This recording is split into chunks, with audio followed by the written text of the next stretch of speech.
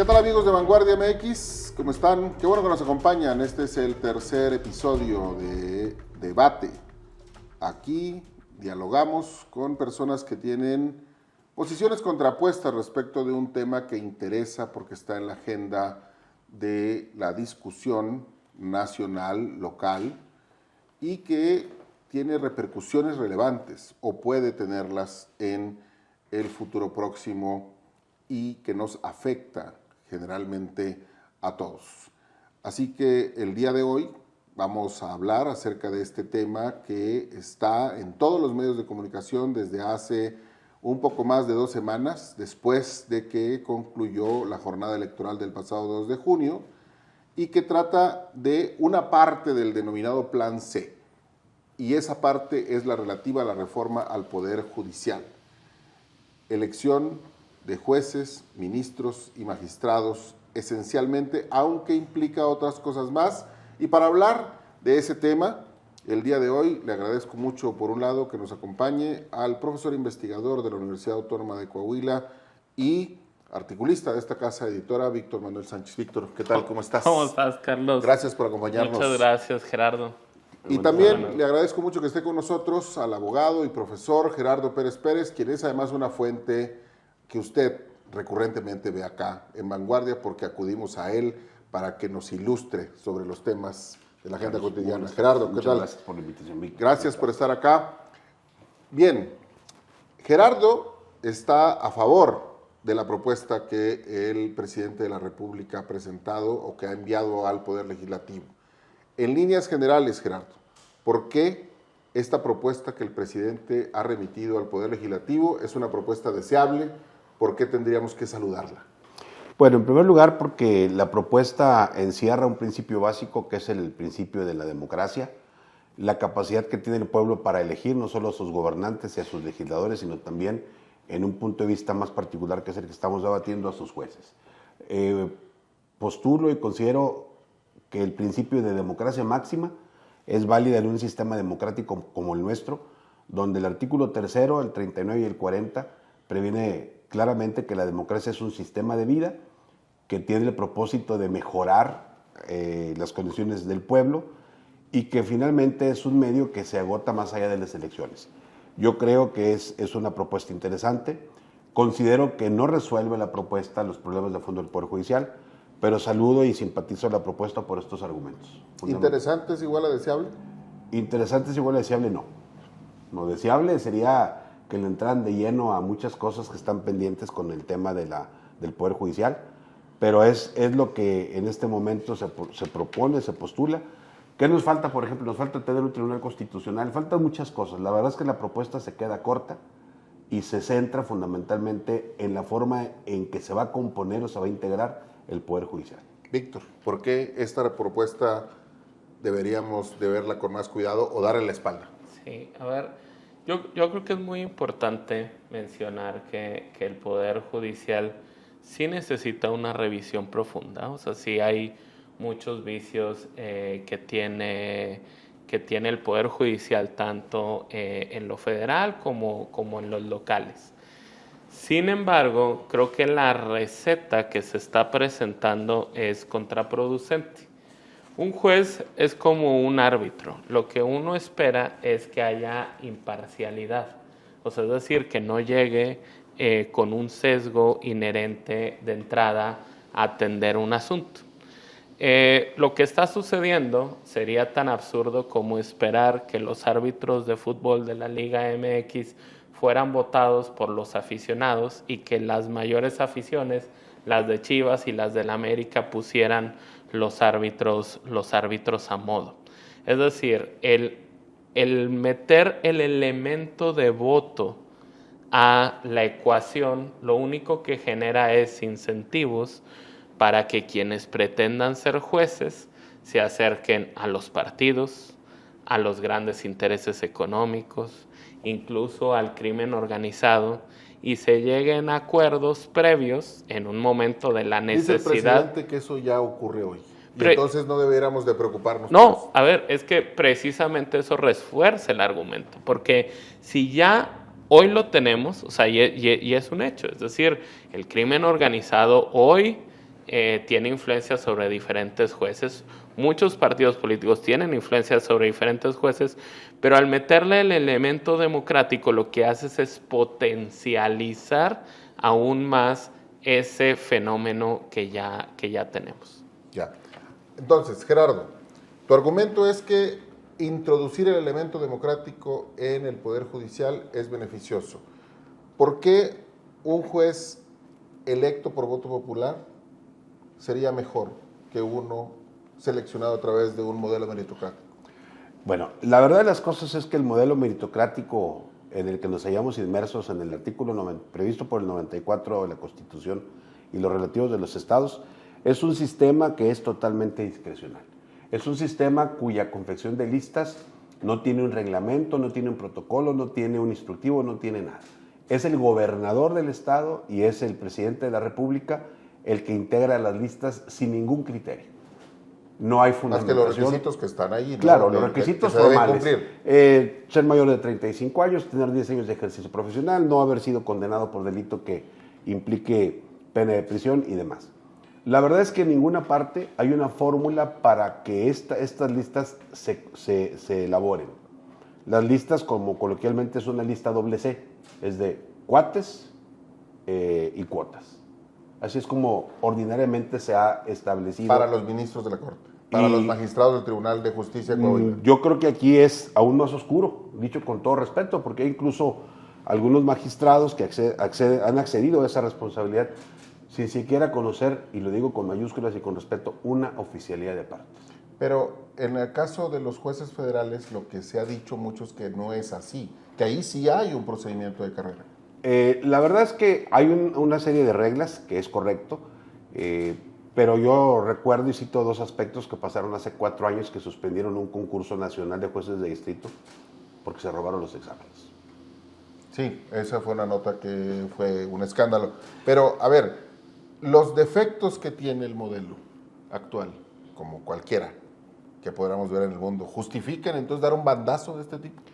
O sea, es que digo, esa es mi posición. A ver, o sea, yo coincido con Gerardo en algo, que hay una tremenda discrecionalidad a la hora de la selección, por ejemplo, los ministros de la Suprema Corte o de los magistrados en lo local. O sea, la cuestión es que hay múltiples maneras y múltiples fórmulas de atender el asunto. O sea, es decir, el primer eslabón en la cadena siempre es el Poder Ejecutivo. Pues para empezar, o sea, tendríamos que estar pensando en primero un eslabón técnico, o sea, un eslabón que a partir de conocimientos, el segundo eslabón que entre el Poder Legislativo y quizás hasta un tercer o cuarto eslabón el poder Ejecutivo. O sea, es decir, hay múltiples maneras de abordar la misma cuestión y también el sin problema... llegar a la elección popular. Sin llegar a la elección, pero no solo eso. O sea, es decir, creo que el modelo que se está proponiendo va totalmente desconectado de lo que se hace bien en otros países, y entonces hay muchas cosas que podemos aprender de los métodos de selección en otros países que podemos acoplar a México. Entonces, a ver, Gerardo, dices, por ejemplo, que hay una discrecionalidad en la integración de las listas, pero la propuesta que se mandó, pues es básicamente lo mismo. El presidente va a hacer una lista de 10 para los ministros a discreción. Igual que el legislativo, igual que el judicial. O sea, sigue siendo el mismo problema. Entonces, si democratizamos la discrecionalidad, ya estamos del otro lado. El primer problema que tenemos es cómo explicamos la integración de las listas. Ningún sistema, en Estados Unidos, por ejemplo, no hay necesidad de demostrar nada. Es el presidente el que designa al magistrado. Efectivamente, como dice Víctor, hay muchos sistemas. Bueno, el presidente manda una propuesta, y una única, y el Senado la ratifica. ¿La ratifica o la rechaza? O la rechaza, claro, y ha habido rechazos. Así es. Y hay que recordar primero, ¿por qué estoy a favor? Primero porque hay una legitimación política en un sistema democrático.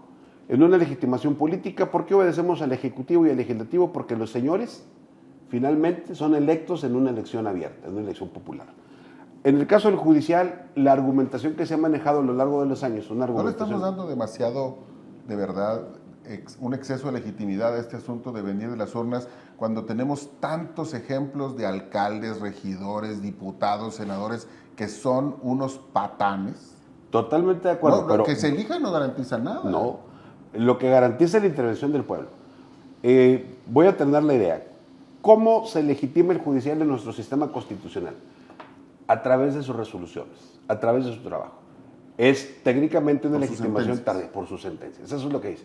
Entonces es una regla de contramayoría donde el juzgador se legitima incluso en contra de la opinión de la mayoría. La gente puede estar en desacuerdo con las decisiones que tome un juzgador. Estoy pensando en un amparo donde está liberando a un filicida extranjero porque la regla que previene el Estatuto de Roma, que dice que tiene que estar asistido por la gente del consulado, no está. Y se va por una formalidad.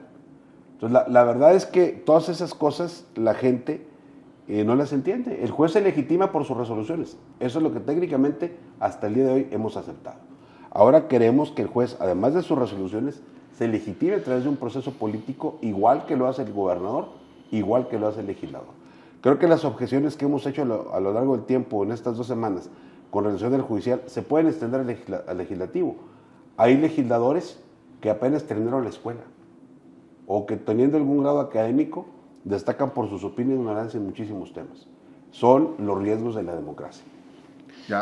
A mí me gustaría mencionar algo en relación a esto. O sea, porque pareciera que tratamos de encajonar a la democracia en un contenedor bastante estrecho. O sea, es decir, pensamos que basta preguntarle al pueblo para que sea un proceso democrático. Y al respecto, creo que Robert Dahl nos da demasiadas luces sobre lo que debemos entender por democracia. O sea, para Robert Dahl no es suficiente el voto para hablar de un proceso democrático. Robert Dahl además nos hablaba de otros 4 elementos, de los cuales solo mencionaré 2, que son los únicos que tienen que ver con esta cuestión. Primero, algo que llamaba comprensión ilustrada. O sea, es decir, en la misma encuesta publicada ayer se ve claramente.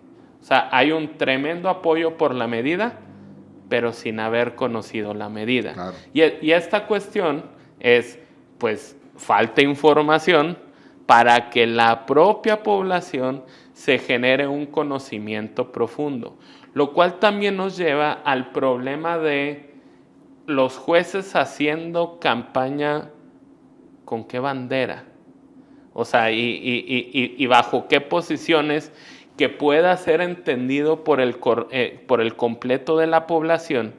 Y entonces también Robert Dahl se refería a que debe haber un tiempo suficiente para que la población sopese las opciones a la hora de determinarlo. O sea, no una encuesta que se hace unas pocas semanas después de que se anuncia la medida sin que se pudieran contrastar las diferentes posiciones, porque lo que nos decía Robert Dahl es que tienen que estar sobre la mesa las posiciones tanto a favor como en contra. Y en este país tenemos la mala costumbre de solo mostrar, o sea, la parte que nos conviene.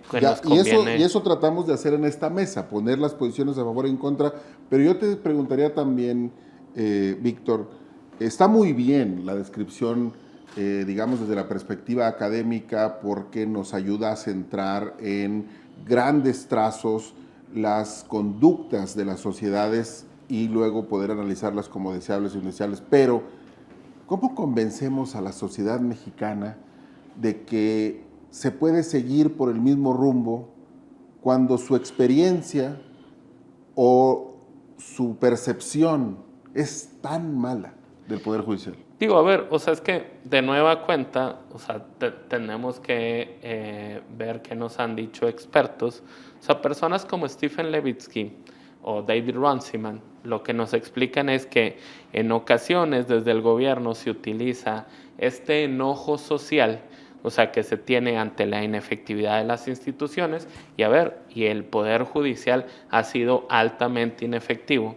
Entonces se utiliza como esa misma inercia negativa que tienen precisamente para atacar o para minarlo. O sea, pero aquí lo que estamos poniendo en riesgo es como un sistema de pesos y contrapesos en donde, o sea, o los peligros que podemos poner sobre la mesa es también los propios derechos de las minorías. ¿A qué voy? O sea, a que si, por ejemplo, los ministros de la Suprema Corte de Estados Unidos hubieran sido elegidos por voto popular, difícilmente hubiéramos tenido todos los cambios de derechos humanos impulsados por Martin Luther King. O sea, porque no habría quien hubiera optado por derechos civiles cuando la mayoría de los electores estaban en contra. Entonces, o sea, el gran problema es hacer de las decisiones judiciales lo que la colectividad quiere, también puede ser peligroso, sobre todo para la defensa de derechos de minorías. ¿Nos puede salir más caro? ¿O cómo nos convences de que no puede salirnos más caro el caldo que las albóndigas? Con la historia que ha vivido el Poder Judicial en este país, yo creo que el Poder Judicial federal y el local le debe tanto a la sociedad como la gente no tiene ni idea.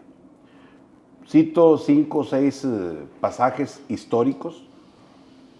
Primero, la corte más robusta, la corte más admirable del siglo XX es la corte de Cárdenas, del presidente Lázaro Cárdenas. Se enfrentan a una expropiación y están del lado del presidente. Después de esto vemos cortes que son anodinas, que son insípidas y que están incluso distanciadas del pueblo. Estoy pensando en la protesta de los electricistas en 58, de los médicos y las enfermeras, desde luego en Tlatelolco 68, la creación del delito de disolución social, en el Halconazo de 71, en Aguas Blancas. ¿Pero eso era como a revancha entonces eso? No, yo no creo que sea revancha, creo que simplemente el Poder Judicial ha estado totalmente retirado de los intereses de la sociedad. Disolución social no era más que un delito que sancionaba el ejercicio de una garantía individual.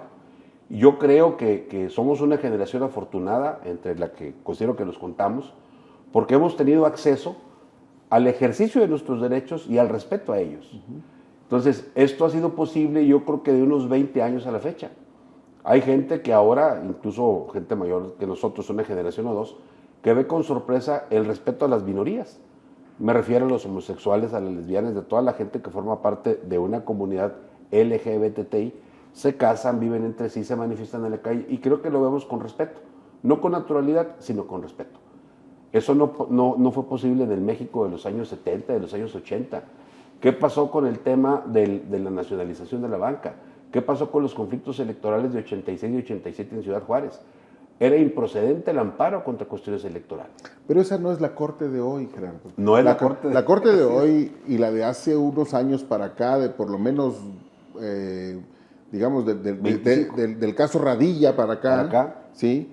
Pues es una corte que sí ha mostrado que ha cambiado. Giros progresistas. Ha cambiado, así es. Pero el tema es que solamente es la corte y eso irradia hacia abajo a los colegiados.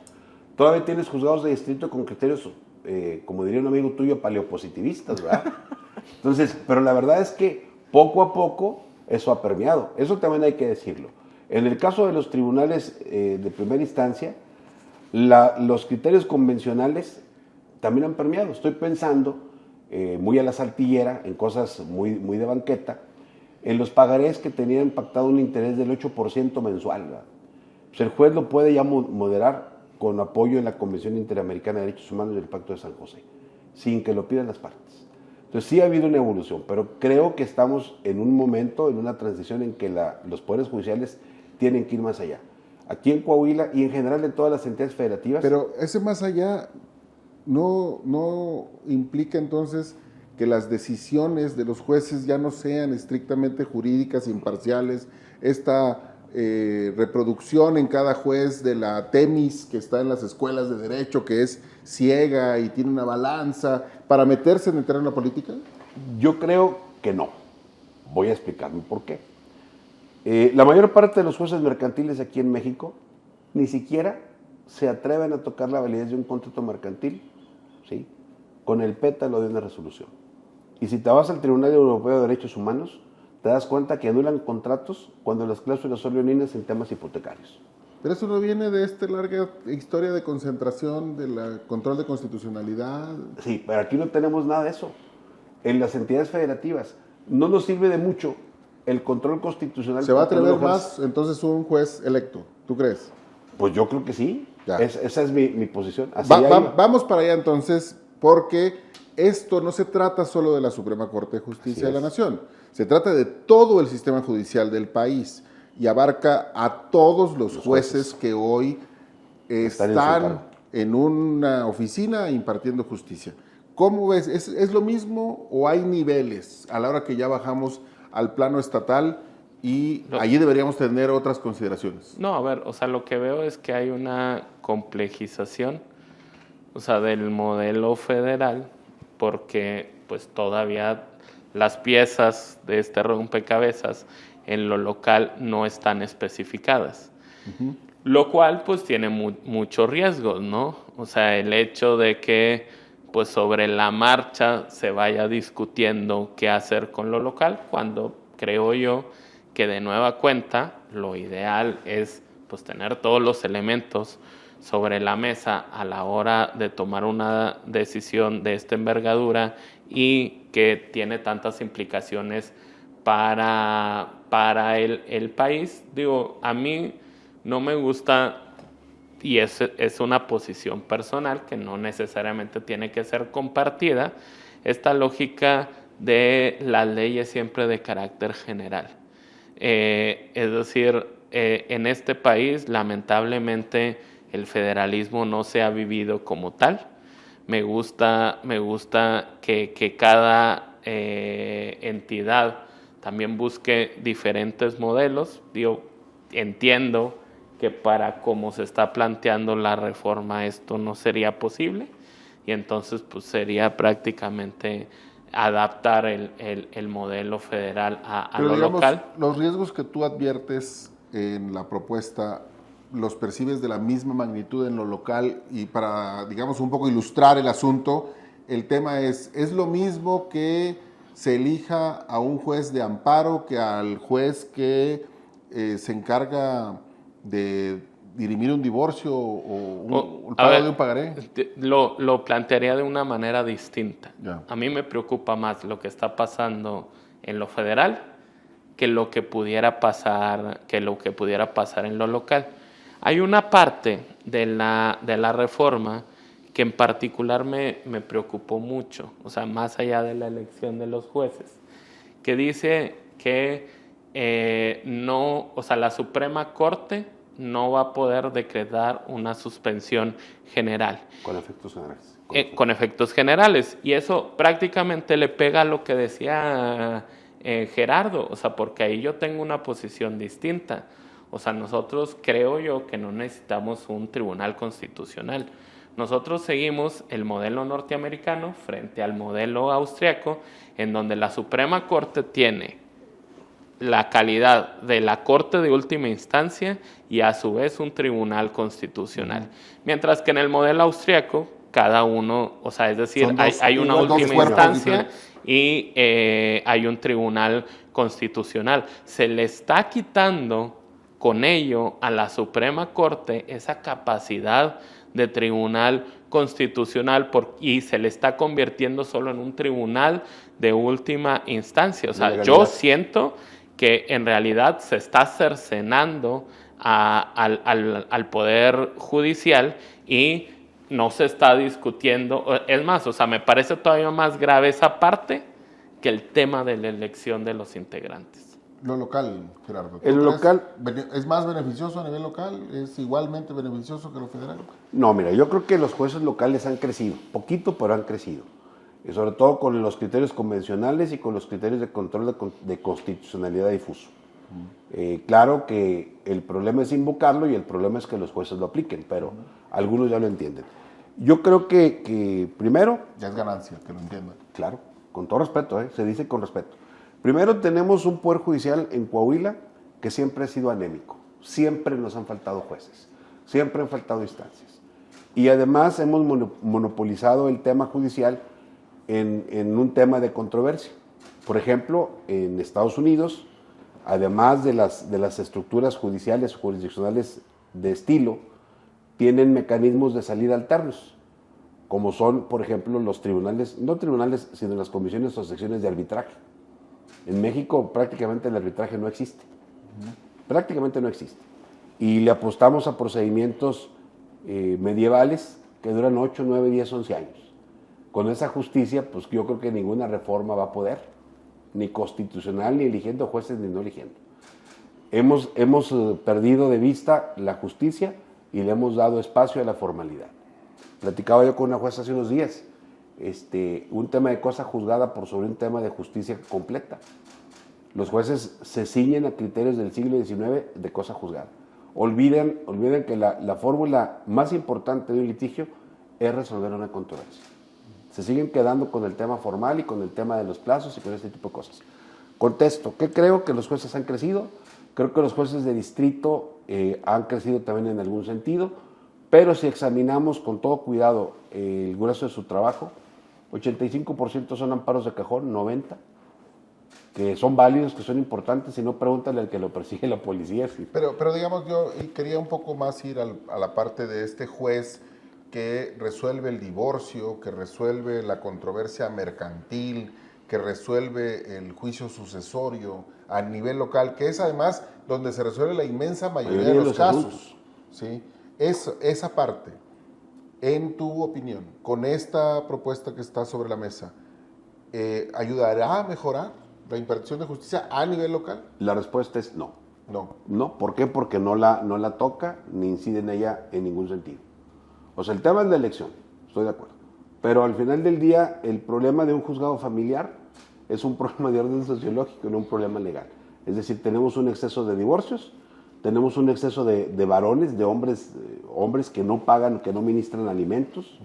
En el caso de los juicios sucesorios, seguimos con formalidades del siglo XVIII, cuando hay fórmulas más llanas, más sencillas. Y yo creo que la propuesta, como está presentada, no lo resuelve porque no aborda esos problemas. Lo único que aborda es el tema de la elección, el tema del Consejo de la Judicatura, pues ojalá que la formación de este Tribunal de Disciplina aquí también llegue. Bueno, está contemplado que también se haga a nivel de los estados, ¿no? Sí, la verdad es que el procedimiento disciplinario interno de los tribunales es igual medieval. Inician suspendiendo al juez, con eso inician. No le respetan su presunción de inocencia. Hay una serie de garantías procesales que los jueces aplican pero que no reciben, ¿no? Ya. Hay una visión catastrofista, Víctor, de que si esto pasa, entonces casi se acabó la democracia en México, se acabó la corte, no hay contrapesos. ¿Tú compartes esta posición? A ver, creo que es un riesgo, o sea, es decir, no es la única consecuencia posible, o sea, eso sí sería como reducir todo a una batalla.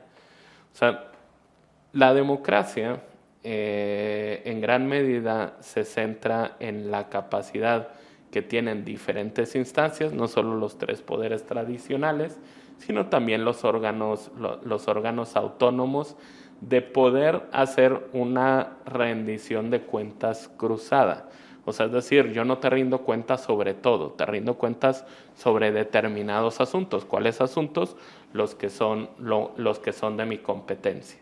Entonces, el Poder Judicial pues tiene esta capacidad de interpretar y de, a partir de esa interpretación, obviamente con distintas fuentes y perspectivas, poder establecer una ruta y enmendar algunas decisiones, tanto del Poder Ejecutivo, Legislativo y otros poderes. Es un riesgo, puede impactar, o sea, y sin duda en los procesos de desdemocratización o de reversas democráticas, el atentar contra la conformación y configuración de los poderes judiciales ha demostrado ser sí un factor de riesgo para reversas democráticas y que hay que ponerle atención, pero pues que no necesariamente en automático, o sea, tendría esa consecuencia. Pero entonces, si es solo un riesgo, también podría salir bien. ¿O no? Bueno, o sea, yo creo que no saldría bien por cómo se está planteando y por la experiencia internacional en la materia. O sea, pero podría no, o sea, tener consecuencias más allá en este sistema de pesos y contrapesos y en la dinámica de democratización. Ya. Uno de los elementos en los que se ha centrado esta propuesta, Gerardo, es que los jueces son corruptos. De hecho, las 3 encuestas que mandó a hacer Morena el pasado fin de semana y que se revelaron el lunes anterior, dibujan claramente que apenas un 2 o 3% de los encuestados considera que ninguno de los jueces, magistrados o ministros son corruptos. Pero, ¿desde cuándo las elecciones han garantizado que quien es electo no sea corrupto? Yo creo que no es un mecanismo para controlar la corrupción, en eso tiene razón. Voy a nada más a retomar parte de lo que dice Víctor. Las relaciones democráticas se dan con jueces electos o sin jueces electos. Los últimos 5 años, la Corte Superior, la Suprema Corte de Justicia de los Estados Unidos ha tomado decisiones que van contra los derechos humanos o contra principios que se creían estaban enraizados en la democracia norteamericana. El tema de la suspensión del aborto, el tema de la sanción para quien lo haga, etcétera, el tema de las drogas. Como que estamos viendo una regresión en la Corte en temas que se creen superados desde hace 50 años. Bueno, yo creo que son regresiones que pasan en todos los tribunales, en todos. En México, ya lo he dicho con mucho respeto, creo que los últimos 20 años del Poder Judicial Federal han sido insólitos, han sido increíbles, la verdad de las cosas, pero también creo que esos logros no se pueden o no se deben necesariamente empañar con un criterio catastrofista de que todo se va a caer a partir de que los jueces sean elegidos o sean electos democráticamente.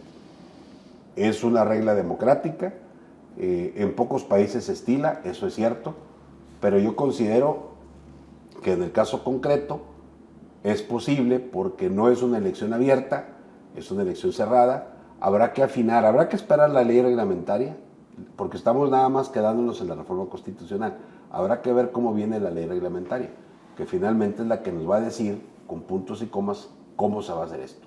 Pero, a ver, las propuestas, cuando se propone reformar una norma, Gerardo, se propone resolver un problema. ¿Cuál es el problema que va a resolver esta reforma?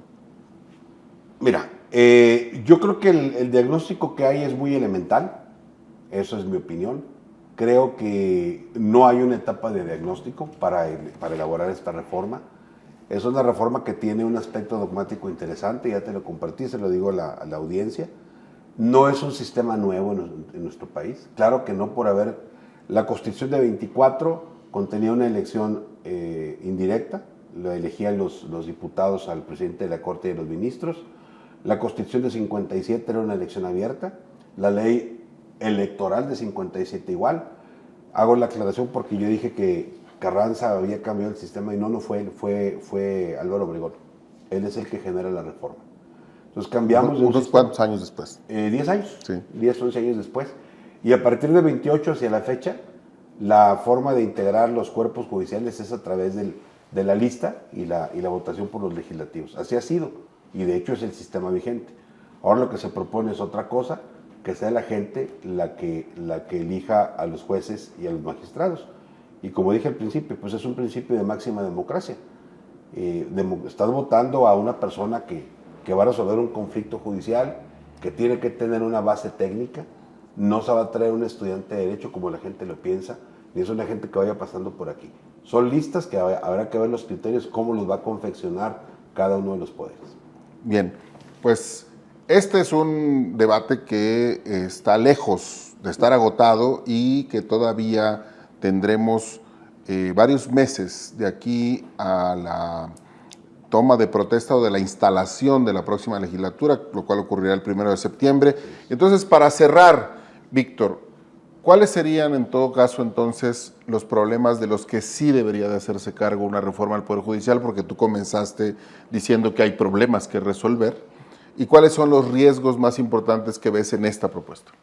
Bueno, a ver, creo que es muy importante, o sea, centrarse precisamente en mecanismos que permitan identificar corrupción en el sistema judicial.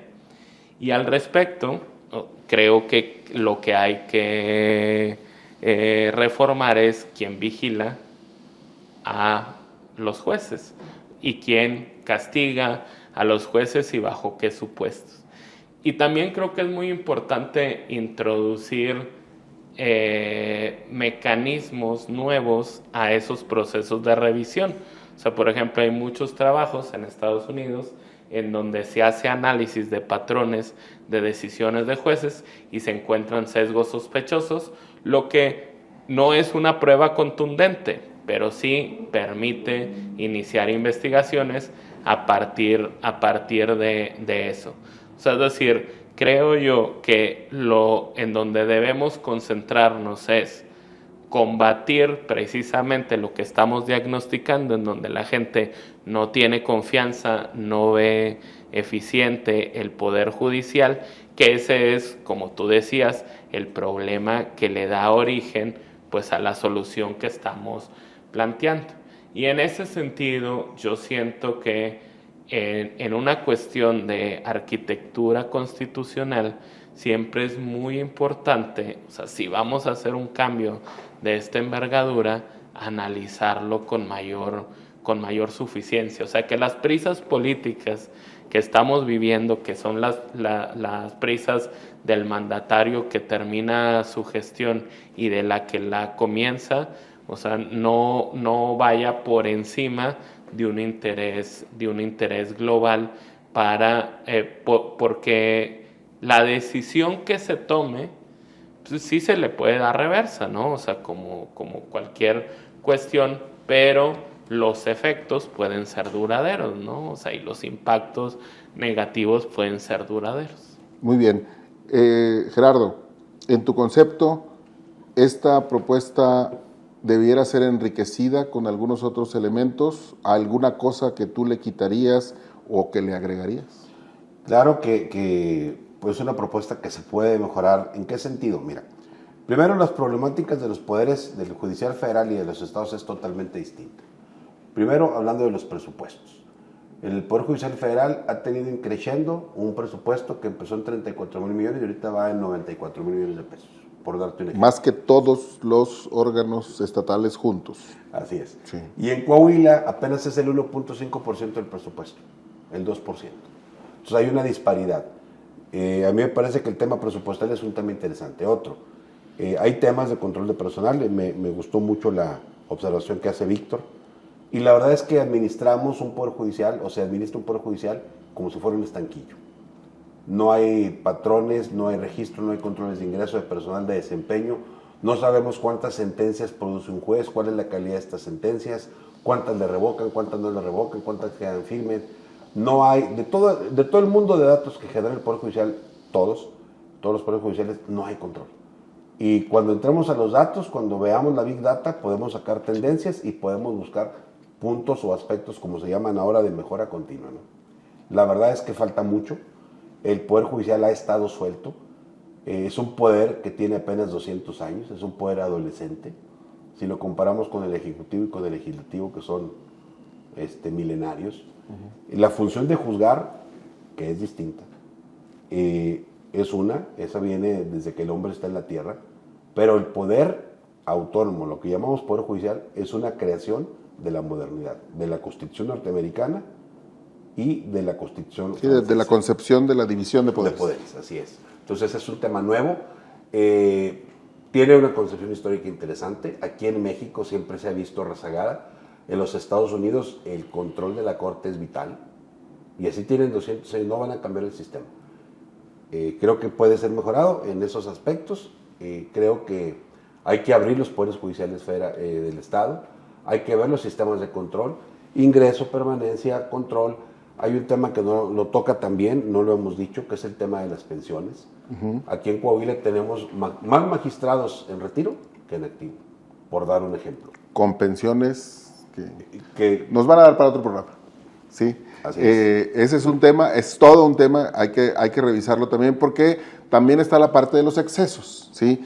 Y yo les pediría solamente un último apunte respecto de esta oferta que se ha hecho de abrir la discusión y de permitir un proceso de parlamento abierto y que los especialistas vayan y den sus opiniones. ¿Se va a escuchar? ¿A quienes vayan? Sí, no milito en Morena, aún. No, pero tú estás a favor de la propuesta, sí. y además tenemos evidencia de lo que ha venido ocurriendo. Entonces, tu opinión, se va a escuchar y eso se puede traducir en modificaciones. Que se escuche y espero que esto no sea un ejercicio de sordera. La verdad es que hay mucho que corregir, hay mucho que completar, hay mucho que adicionar. Mal haría la mayoría en desdeñar las aportaciones de la minoría. Eso es lo que yo sinceramente espero. ¿Qué se ha hecho? Qué bueno, estamos discutiendo un tema que no parecía hace 6 meses que fuera materia de una mesa de debate. La gente, el público, el ciudadano se está, de manera elemental, de manera muy extraviada si se quiere, pero ya está opinando. ¿Sí? Y eso es un logro que no veíamos venir. ¿Se va a escuchar o le van a pasar sin cambiarle ni una coma? Yo espero equivocarme, pero casi estoy seguro de que como le han hecho con otras propuestas de reforma, tal cual como la pasó el presidente, de manera acrítica y sin sopesarlo. Fast track. Va a pasar prácticamente igual, o si hay cambios van a ser mínimos. Espero estar equivocado, pero no tengo grandes esperanzas en que esta mayoría que no he escuchado en el pasado ahora tenga una se va a posición estrenar diferente. como mayoría. Ahora, un apunte final. Esto está pasando en todo el mundo. Está pasando en Israel, donde Netanyahu está peleado con el Poder Judicial. Sí. Está pasando en España, donde Pedro Sánchez está peleado con el Tribunal Superior. Entonces, son temas donde más allá... Que de eso se trataba la división de poderes, ¿no? Sí. No de que fueran amiguitos. Claro, pero lo centro para que los amigos de derecha que nos estén viendo no piensen que es nada más producto de la mente enferma y febril del presidente de la República, ¿no? Bueno, pues entonces, con esta predicción o con este pronóstico que hacen nuestros invitados, pues los vamos a convocar cuando termine el proceso legislativo, o por lo menos cuando ya esté instalada la nueva legislatura y quede claro cuál va a ser el procedimiento que va a seguir esta reforma. Por lo pronto les agradezco mucho a ambos que nos hayan acompañado acá, y le agradezco a usted que nos acompañe cada semana acá en Debate. Nos vemos en la próxima.